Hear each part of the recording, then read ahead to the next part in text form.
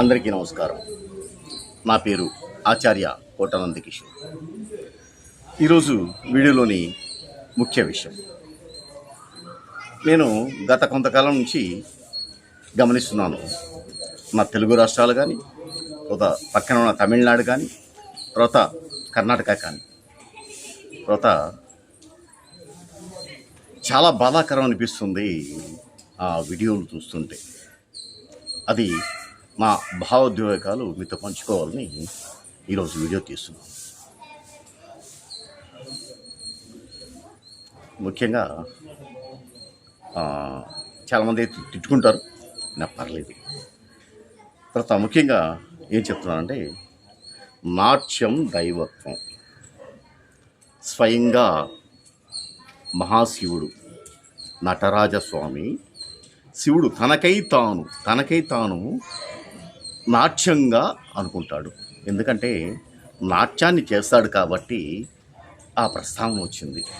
తర్వాత నాట్యం చేసే గురువులు కానీ, నాట్యం నేర్పించే గురువులు కానీ, అదేవిధంగా నాట్యం చేసే కళాకారులు కానీ, ప్రతి ఒక్కరూ ఈ విషయాన్ని గుర్తుపెట్టుకోవాలి. తర్వాత ఇటీవల కొంతమంది తయారయ్యారండి. అది ఎందుకో తెలియట్లేదు. అవగాహన రాహిత్యమా లేదా అహంకారమా నాకు అర్థం కావట్లేదు. మళ్ళీ చెప్తున్నానండి, అవగాహన రాహిత్యమా అహంకారమా? ఎందుకు అంటే, నేను చూసిన ముఖ్యమైన వీడియోలు ఏంటంటే, గజ్జె పూజ. ఇది చాలా తప్పైన పదం. ఆరంగట్రం అనాలండి. శాస్త్రం ప్రకారం, నాట్యశాస్త్రం ప్రకారం, మా గురువులు మాకు చెప్పిన విధానం ప్రకారం నాట్యశాస్త్రంలో ప్రస్తావించింది ఆరంగట్రం. నర్తకి కానీ నాట్యాన్ని శిక్షణ పూర్తి చేసుకున్న తర్వాత ఆరంగట్రం అనేదాన్ని ఆరంగట్రం పూజ అంటారు. తర్వాత ఇదైతే నేను చాలా వరకు తప్పు అని చెప్తాను. ఎందుకు అంటే, గజ్జె పూజ అయితే కాదు, దీన్ని ఆరంగట్రం అంటారు, తెలుసుకోవాలి. తర్వాత ఈ గజ్జె పూజ మళ్ళీ ప్రస్తావిస్తున్నాను, ఏమనుకోవద్దు. గురువులు చేసే అది అవగాహన రాహిత్యం, అహంకారం. మళ్ళీ నోట్ చేస్తున్నాను. ఎందుకు నోట్ చేస్తున్నాను అంటే, ఈ గజ్జె పూజ అనే ఆచారాన్ని మీకెవరు నేర్పారు? నేను ఇటీవల చూసిన వీడియోస్లో విషయాన్ని పంచుకుంటాను, ఖచ్చితంగా మీతో మాట్లాడుతున్నాను. మీ గురువు చెప్పారా? నాట్యశాస్త్రంలో ఉందా అడుగుతున్నాను. ఏంటంటే, గజ్జె పూజ అనే దాంట్లో బియ్యాన్ని కింద పోసి ఆ బియ్యం మీద నాట్యం చేపిస్తున్నారు. నిజంగా మనుషులేనా మీరు? అన్నం తింటున్నారా? మనం తినే అన్నాన్ని కింద పోసి దానిపై నాట్యం చేపిస్తారా? బుర్ర పని చేస్తుందా? నిజంగా మనుషులేనా మీరు? ఎలా ప్రవర్తిస్తున్నారు? మీకు తెలియకుండా ఉంటే నేర్చుకోండి. మీ గురువుల దగ్గరికి వెళ్ళి అడగండి, గురువు గారు ఆరంగట్రం పూజ, సరే మీ భాషలో చెప్తాను, మీ బుద్ధి తగలయ్యా,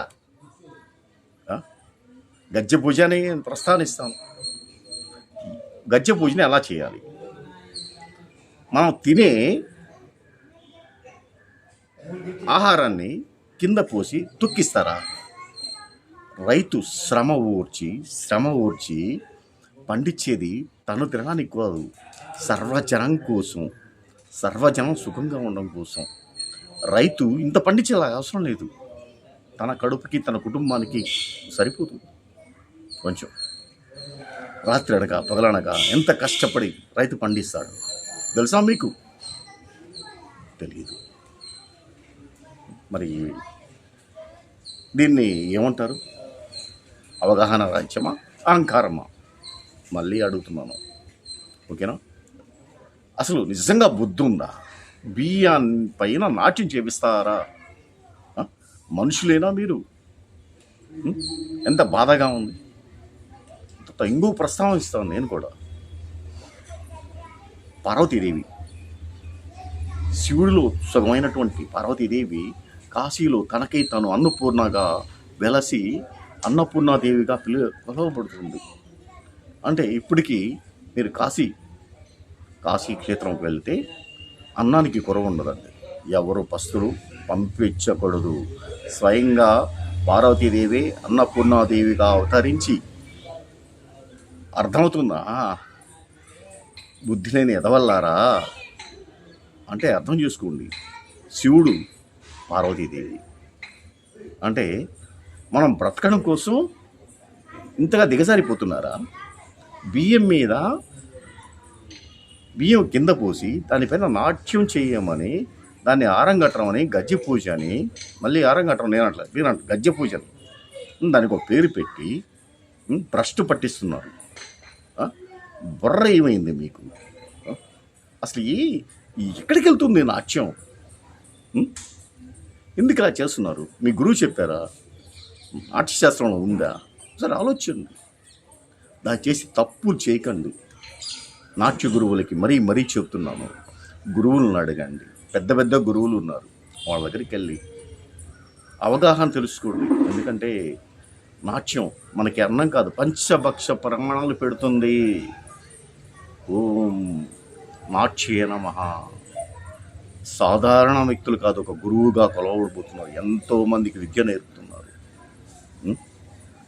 ఏంటి పిచ్చి పనులు? ఇంకైనా ఆపండి. దయచేసి గురువు దగ్గర సలహాలు తీసుకోండి, నాట్యశాస్త్రాన్ని చదవండి.